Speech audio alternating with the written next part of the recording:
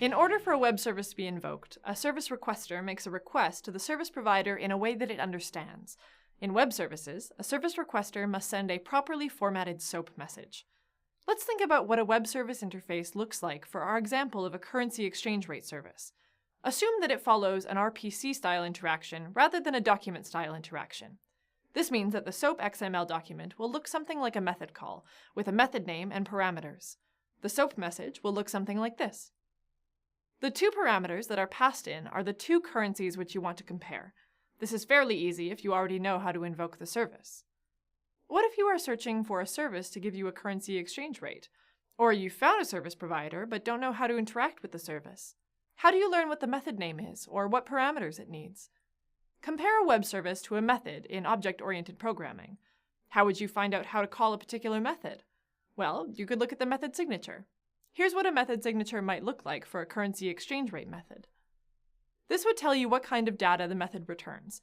In this case, it's a big decimal number type, but it could be a Boolean, or an enum, or an abstract data type created by the developer. It would also tell you what parameters it takes. In the case of our currency exchange, two strings that would represent the two currencies, like CAD for Canadian dollars and USD for American dollars. In web services, WSDL plays a similar role to a method signature. WSDL stands for Web Service Description Language.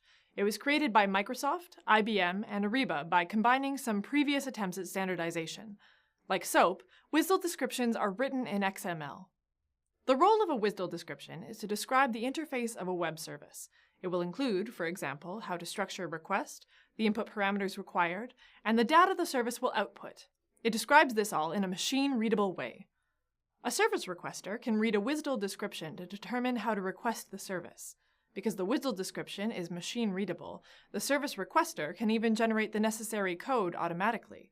The process of generating the necessary code to interface with a service provider is called binding, whether it is done automatically or by the developer. Only after binding can the service requester invoke the service using SOAP messages. Because web services are more complex than methods, a WSDL description needs more information. It will have to describe the location where the service requester will send SOAP messages, the transport protocol it will be sent on, and more. Some of the most important parts of a WSDL 2.0 description are types. Types describe the data types that are used. This is where the developer can define abstract data types in XML. This part is not necessary if the interactions only use basic data types that are already available in XML. Interfaces. Interfaces were formerly called port types in WSDL 1.2. This section describes interfaces to the services provided in terms of what operations can be performed, and in what order. The order of operations can be described by one of the message exchange patterns covered in the SOAP lesson: request response, solicit response, one-way, or notification. The interfaces are abstract. They cannot be used until they are bound to the concrete implementations that are needed to use web services. The bindings and service categories serve to bind the interfaces to concrete implementations. Bindings. The bindings will dictate the form of the messages. This includes specifying between document style and RPC style interactions, as well as specifying the transport protocol on top of which the SOAP messages are sent. The bindings section also determines how the message is translated into XML. Services.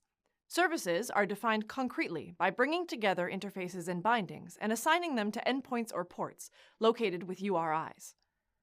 As you can see, a WSDL description is broken down into very fine descriptions. This fine-grained separation allows developers to reuse parts of the WSDL specifications in different ways. For example, the same service could be used with different bindings to provide an interface over different communications protocols, so that the service is available in more ways. This might happen if some potential service requesters use SMTP instead of HTTP. Reuse is also enabled by the fact that WSDL documents can import other WSDL documents, gaining them access to, for example, the data types in the imported WSDL description, or the interfaces. Let's relate it back to our example of a simple currency exchange service. We don't need to define any new data types, since basic data types will suffice. The currency codes will be strings, and the ratio between their values will be a decimal. The interface, there is only one in our example, will be a request-response style interaction. This section will define the messages that make up the interaction. In this case, one input and one output. Since this is from the point of view of the service, an input is a request, while the output is the response. These would also define what data is needed by the request and response. The binding part in this example uses SOAP, and also specifies the transport protocol, HTTP. Finally, the service section brings all these parts together to define how the service is exposed as a web service, located at a URI. This description is lacking some detail, but you can see the general form of a web service and how it is described with WSDL 2.0. Previous versions of WSDL use different terminology and structure, but the concepts are largely the same. With a WSDL description like the example, a service requester can now be bound to the service by reading this WSDL description and generating the code necessary to bind with the interface of the service. WSDL is a standard based on XML for describing web services and their interfaces. WSDL descriptions can be read by potential service requesters, either programmatically or by developers. The service requester can then bind to the service interface and begin invoking services using SOAP messages that they structured with the help of the WSDL description. WSDL is modular. It's made up of different components that can be combined to define the desired interface or multiple interfaces. WSDL descriptions can even import other WSDL specifications, importing the descriptions and using them to combine into new interface descriptions.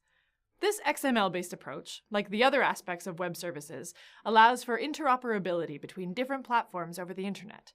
WSDL is often used with other XML-based standards, but can even describe non-XML-based services. Like we saw with SOAP, encoding and parsing XML imposes computational costs. This is the main downside to XML-based standards. So, whether you're using SOAP-based interactions or other methods to provide or request services in service-oriented architectures, consider WSDL for a robust, modular, and extensible service description language.